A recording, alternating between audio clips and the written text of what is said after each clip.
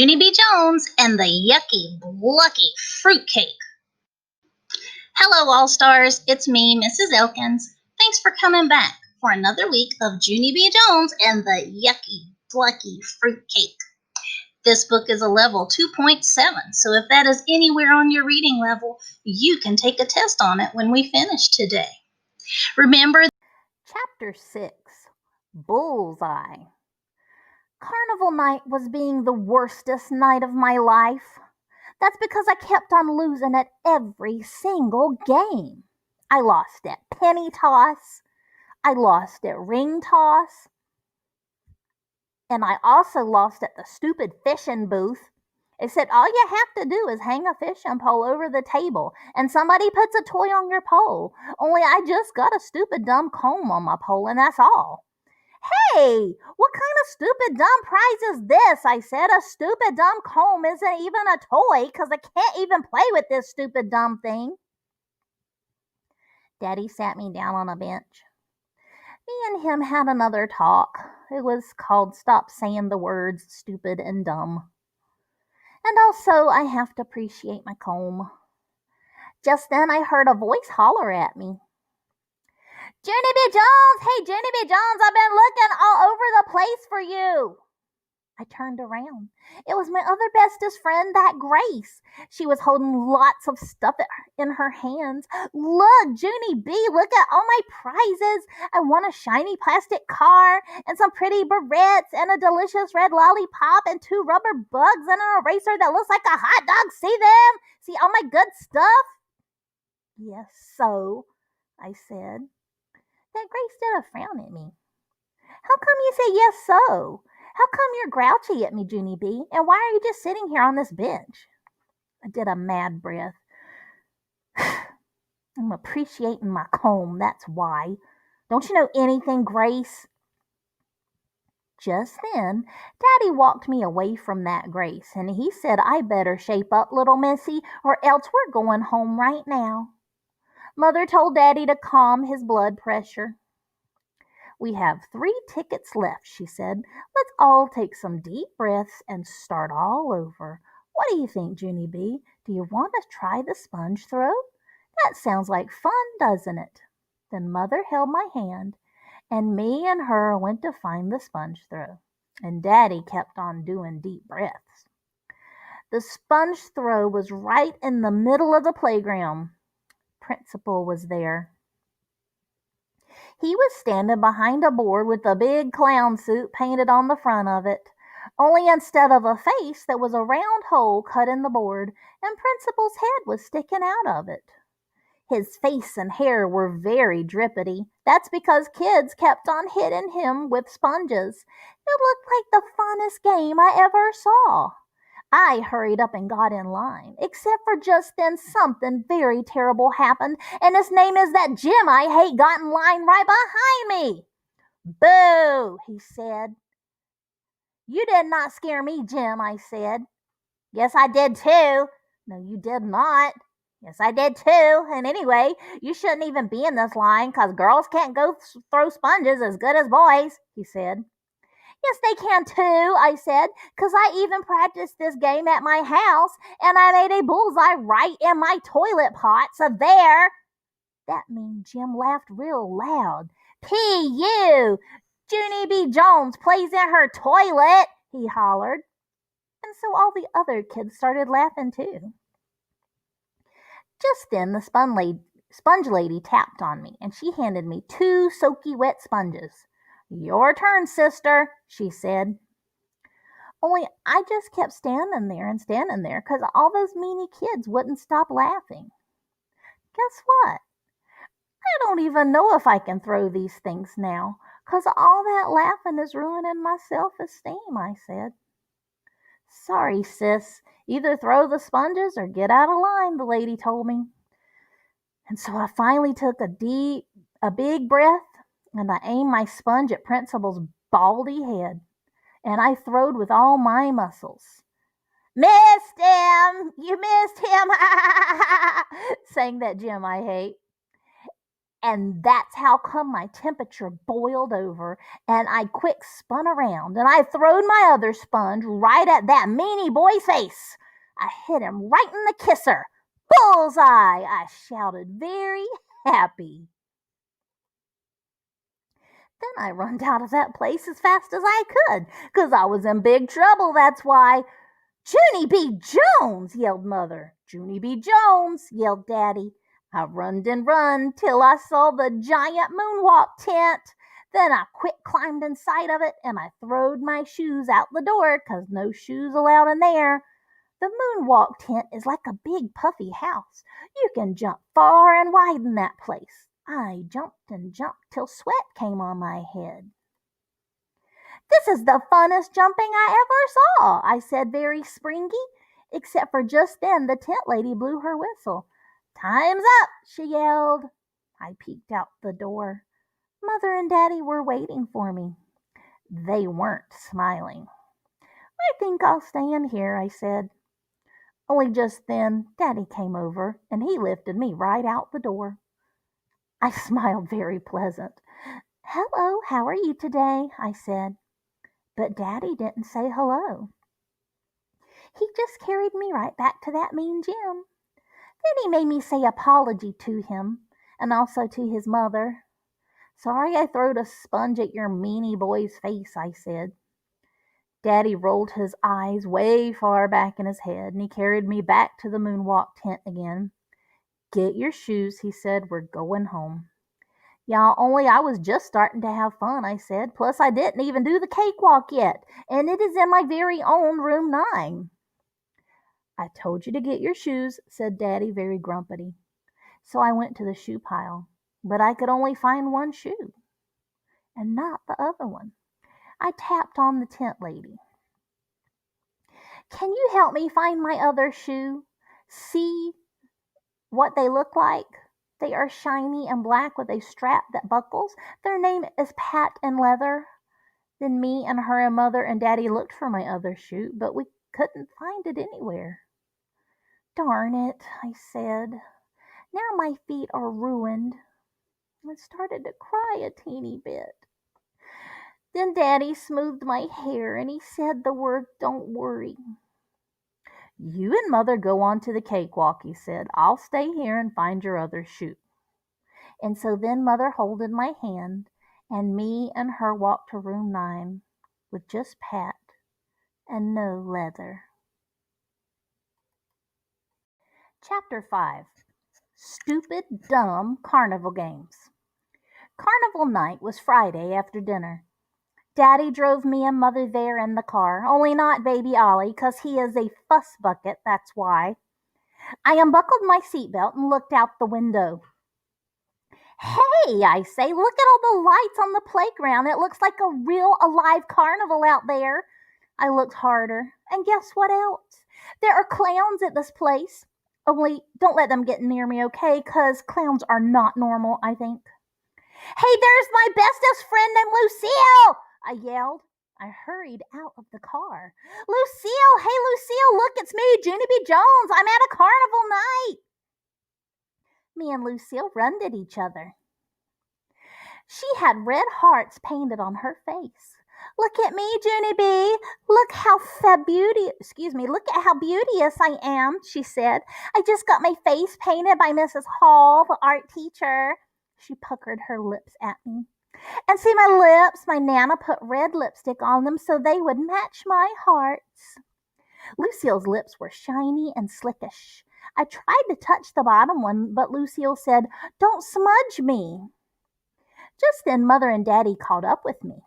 Daddy had bought tickets for all the carnival games. Ready to get started? He said. Yes, I said, because I've been waiting for this exciting evening my whole entire career. I run till I found my most favorite game. Its name was Putting the Golf Ball. There was a long green carpet there. The carpet had a little hole with a flagpole in it, and also there was a man holding golf clubs. I ran up to him. Guess what? I'm going to win a prize at this thing, I said, 'cause I've been practicing my putting very hard. Good for you, said the man. Then he gave me a golf club, and he put a teeny white ball in front of me. It was the teeniest ball I ever saw. I looked at it for a real long time. Then I tapped on him. I mostly just put grapefruit, I explained. The man did a frown. Hurry up, okay? There are other children waiting, he said. Yeah, only I can also use a dinner roll, I told him. Please, he grouched, just hit the ball. And so that's how come I felt pressure inside me, and I swinged the golf club way far back, and I hit the teeny ball very hard. It zoomed right off the carpet. And then it flied in the air, and it bounced, and people shouted the word of ouch. I quick gave the man back his golf club. Then me and Mother and Daddy rushed out of there very fast. Mother looked upset. Why don't we try a game where she can't actually kill someone, she said. Hey, I know a game where I can't actually kill someone, I shouted, and its name is Clothespins in a Bottle. I runned and I run till I found it. Clothespins, please, I said to the lady. She gave me 5 of them. Then she told me all the instructions. Just hold the clothespins at waist level and drop them one at a time into this milk bottle, she said. She put an empty milk bottle down at my feet. It had a little hole at the top where the milk pours out. Drop 2 clothespins in the bottle and you win a prize, she said. I stared and stared at the little hole. How come that hole is so little, do you think? I asked the lady. I don't know, she said. Just go ahead and start. I scratched my head. Yeah, only I don't even know how cows can squirt their milk into such a teeny thing, I said. The lady tapped her foot. There are other children waiting, she told me. I looked up at her. Have you ever thought about using a bucket? I asked. Just go, she grouched. And so then I felt pressure inside me again, and I hurried to drop my clothespins into the teeny hole, only every single one of them fell right on the floor. My eyes got tears in them. See, I said, I told you that dumb hole was too little. Just then I saw a clown. A clown saw me being sad, and he grinned a giant smile at me. I hid behind Mother's skirt. Don't let him near of me, I told her. Only the clown run right over, and he peeked his white face close to me. His teeth were big and yellowish. Back off, clown, I shouted. Then Daddy closed his eyes, and Mother said the word, oh my. After that, me and Mother had a little talk. It was called No Screaming Back Off Clown. Only I never even heard of that rule before. My nose got sniffly. Carnival night isn't being fun, I said very sad. And so now that's how come Daddy bought me an ice cream cone, and Mother bought me a red balloon. Only too bad for me, 'cause when she handed me the string, my ice cream dropped on the ground, and my balloon string slipped right out of my fingers. I bended my head way back and watched my balloon float up to the sky. Then my eyes got more tears in them. And I said the word of poop. Chapter 7. Winning. Room 9 looked very fun. Music was playing in that place, and children were marching in a circle. They were stepping on big squares of paper with numbers on them. That's the cakewalk, Mother explained. You walk around in a circle until the lady stops the music. Then she pulls a number out of a hat, and if you're standing on the square with the same number, you win a cake. Mother pointed to a table with cakes on it. See all the delicious cakes you have to choose from, she said. I looked at all the delicious cakes. Then my mouth got very watering, and I did a little bit of drool on myself. All of a sudden the music stopped, and all the children stopped too. The cake lady reached into a hat. She pulled out a number. Number 5, she said very loud. Hey, that's me! I'm on 5, shouted a boy with red hair. Then he ran right to the cake table and picked out a chocolate one for his prize. Yum, I said. This looks like the most delicious game I ever saw. I gave the cake lady my ticket. Guess what? I said. This is my last chance to win a prize, except for I want a comb, and also I got to throw a sponge at a kid I hate. Plus, I jumped till sweat came on my head, but then I couldn't find my shoe named Leather, and so that's how come I have a sock foot.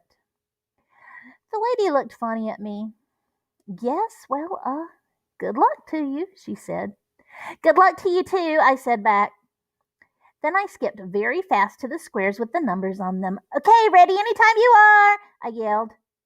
But the cake lady kept on waiting and waiting for other kids to come. It took a very long time, and that's how come I got ants in my pants. I did huffing and puffing. Then I folded my arms and I tapped my foot very fast.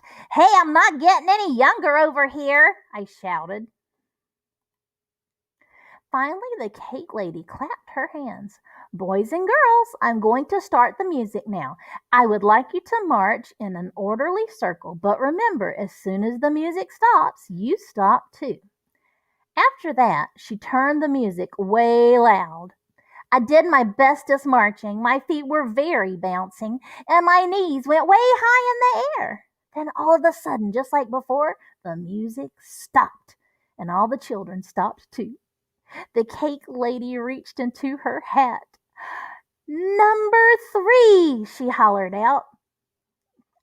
I looked down at my square. Hey, it's me. Look, I'm standing on the number 3, and so I'm the winner, I think. Mother clapped her hands. It is you. You are the winner, she yelled. She had relief on her face. Go pick out a cake, any cake you want, she said. I zoomed to the cake table and I looked at all the yummy flavors. There was chocolate and orange and lemon and white and cocoa nutty and cupcakes and donuts and brownies. Also, there was a secret cake wrapped in a shiny aluminum foil.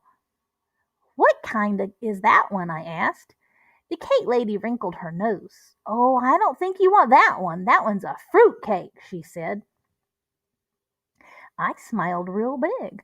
Yay! I hollered. Yay for delicious fruit cake, 'cause fruit is the bestest thing I love, and so that's the one I picked.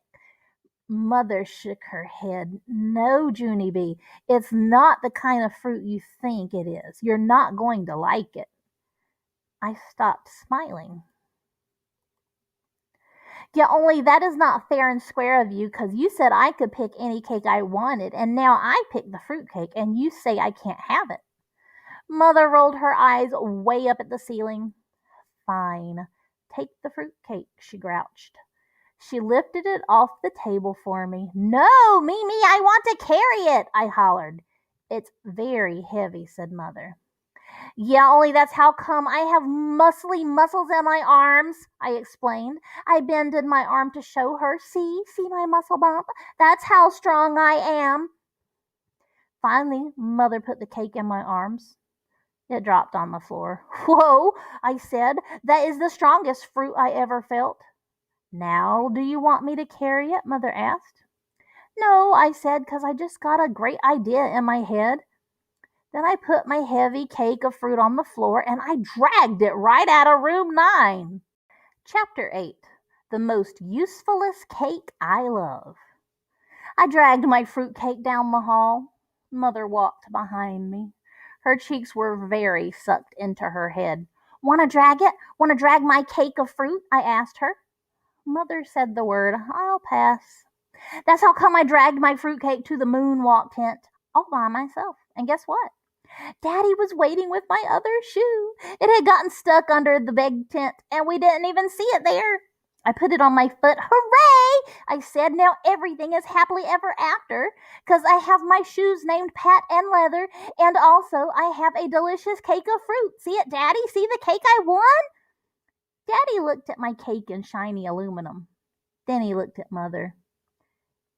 He shook his head very slow. No, he said, don't tell me. Mother rocked back and forth on her feet. Yipper, she said. Dad closed his eyes.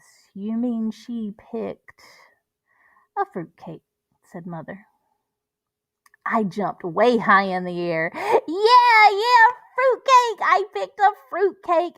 And now I would like to see what it looks like, only I can't even lift this big guy off the ground. Daddy picked it up and set it on the table. I pulled off the aluminum foil. Then I just stared and stared at that thing. It was brownish and slickish, and there was slippery shine on the top. It got rotted, I said very quiet. Mother smiled a little bit. It's not rotten, Junie B, she said. That's just the way fruitcakes look. I looked a little closer at it. Yeah, only I don't even see any fruits on this gunky thing.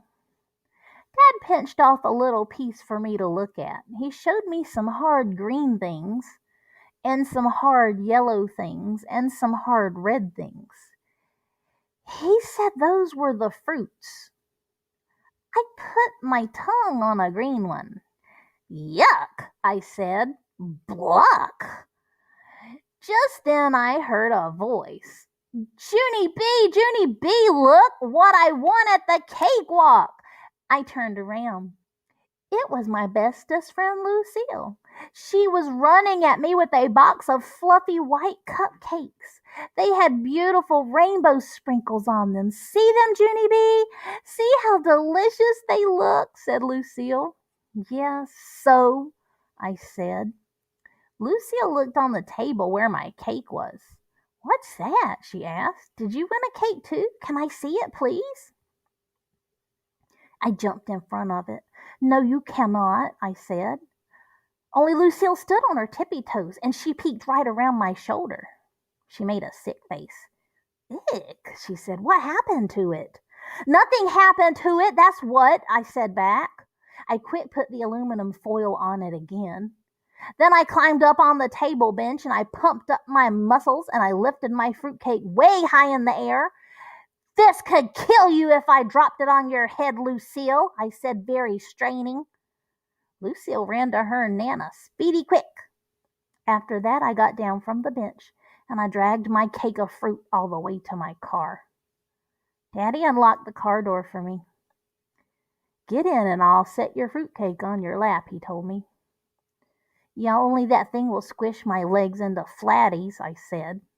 And so Daddy put my fruitcake on the seat beside me. I climbed on top of it and buckled up my seatbelt.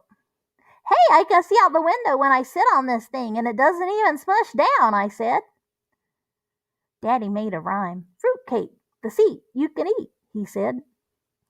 Yeah, only I never even want to taste this yucky blucky thing again, I told him. Mother smiled. But that's the great thing about fruitcake, Junie B, she said. You never actually have to eat it because it never goes bad. Fruitcake has been known to last for years, said Daddy, and if you ever get tired of it, you just put a bow on it and you give it to someone you hate for Christmas. Just then him and Mother laughed and laughed, only I didn't even get that joke. Pretty soon, Daddy drove the car into our driveway. I carried my fruitcake into the house. Except for just then it started to slip out of my arms, and so I quick plopped it in my kitchen chair. I climbed on top of it again. Hey, look how big I am. I'm all the way raised up to the table, and this fruitcake doesn't even hurt my behindy.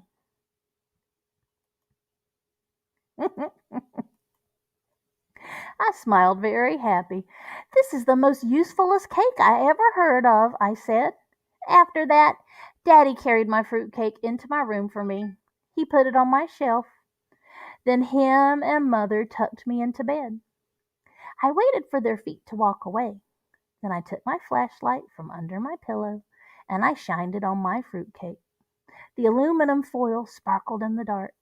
It was the most beautiful sight I ever saw. I smiled some more, 'cause I am a lucky duck to win that special thing, and also I appreciate my comb. Boys and girls, thank you for coming back to read along with me for more Junie B. Jones.